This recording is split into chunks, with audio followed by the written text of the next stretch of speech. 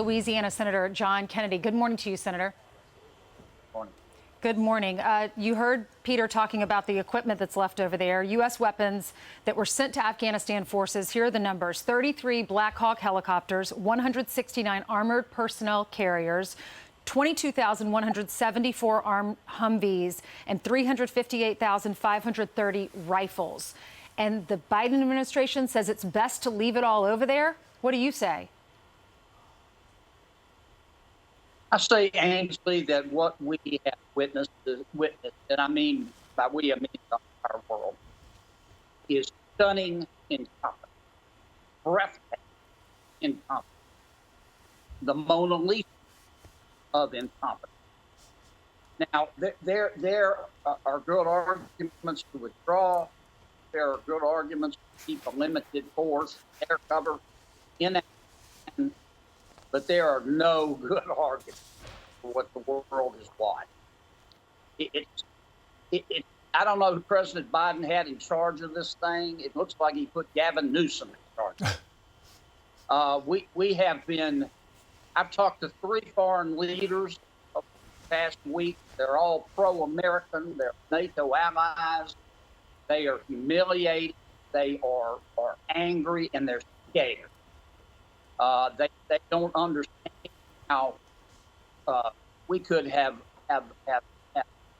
screwed this up so badly. And they hear all this talk from the White House talking about, well, we have to pivot immediately to the Pacific. We in America can't multitask. President Biden is going to have to spend an enormous amount of time talking to our allies in the world, telling them what happened. We left behind the equipment, weapons. We gave them to the enemy. And for the longest time, the White House said, well, we don't know how many Americans are friends we need to get out. Now, all of a sudden, they're telling, well, we got out all but 200. Yeah, right. And I hope I'm wrong, right. But the Taliban, people we left behind, the Taliban, they're gonna gut these people like a pig. They're gonna kill them and hurt them the entire time they're dying.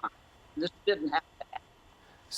Senator Kennedy, I know we want to talk about what's happening in Louisiana. That's your focus, and that's why the signal's breaking up a little bit. But just in terms of this, people said, well, John F. Kennedy got over the Bay of Pigs. Ronald Reagan got over the Beirut bombing that killed hundreds. Bill Clinton got over Black Hawk Down.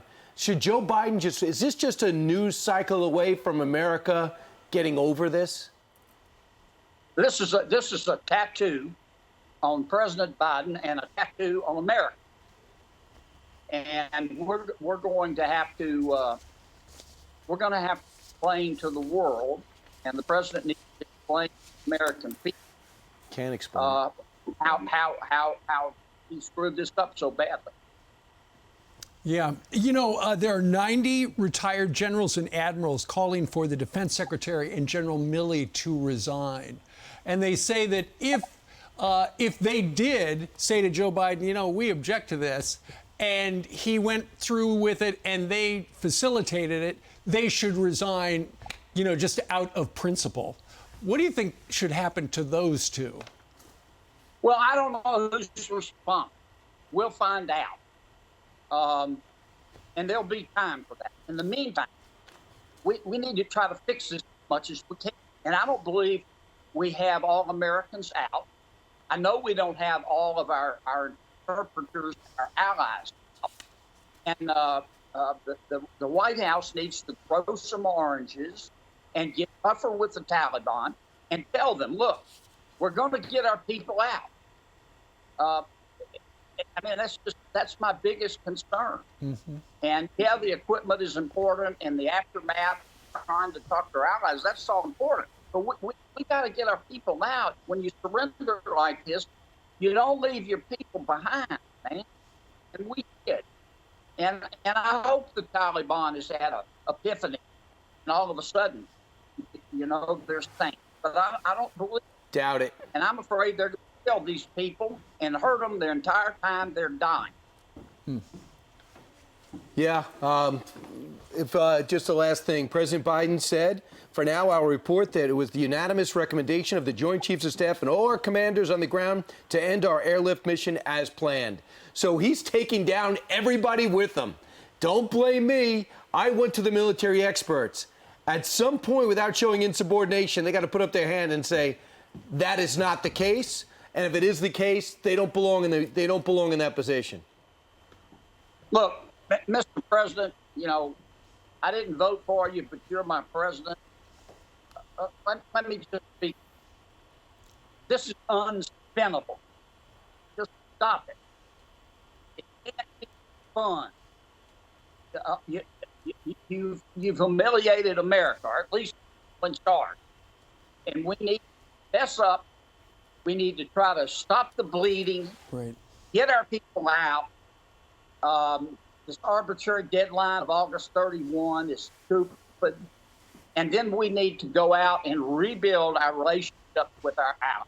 Good luck. Mm-hmm. Yeah. And that's all there is to it. And this is no time to bubble wrap. Senator, your governor is warning the Ida death toll will go up considerably. So many are trapped in their homes. We're hearing stories of people being trapped in their attics. Electricity is out, could be out for a month at least in the New Orleans area. What is your message to the people? How can we get that electricity on quicker? Do we need to pull in resources from other states? Well, we do, and they're coming. Look, we took it full in the face. Except for New Orleans, this was worse than Katrina. Becky and I evacuated. We evacuated to the wrong place. The storm changed direction, and so we if you've never experienced 120 mile an hour wind, it's hard to describe. But we are in search and rescue right now, trying to save lives. You know, the most important things in life are not things. We got some of our. It sounds like a little thing, but it's important. You have to have cell service. Thank you, Verizon, for getting the cell service back. I'm not going to say anything about AT&T. My mama told me not to say bad stuff too much. So after that, we're going to worry about the properties. The devastation is pretty bad. I mean, look, people tell me all the time, oh, you know, Louisiana's used to this. You've been through hurricanes, and we have to some extent. Like riding a bike, but every time it's like riding a bike and the bike's on fire and you're in hell. And but we're going to get through it. My people are tough as a boot, but I'm not going to kid you, they're tired. Right? Yeah, we can understand because this has been a terrible storm, and it looks like your cell service is a little in and out, but it looks like the lights are out in the house you're at. They are. I mean, we took it full. If you could see my backyard, it'd trigger your gag reflex. But we were right in the middle of it, and this is going to be the electricity is going to be out for a while.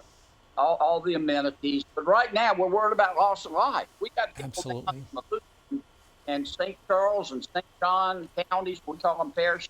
Grand Isle. We don't know if they're dead or alive. I mean, this was a tough one, man. And down there, we got 150 miles an hour. This was a water event, but it was also a wind event. Yeah, and that's why it's at the search and rescue level right now. Senator, thank you very much for joining us. Our best to all of you folks down there as you try to get back to normal. It's going to take a couple of weeks, but we're with you. I'm sorry about the cell connection. Call AT&T for me. Yeah, you thank Verizon. I can't call AT&T. Thanks, Senator Kennedy. Thank you. Thanks.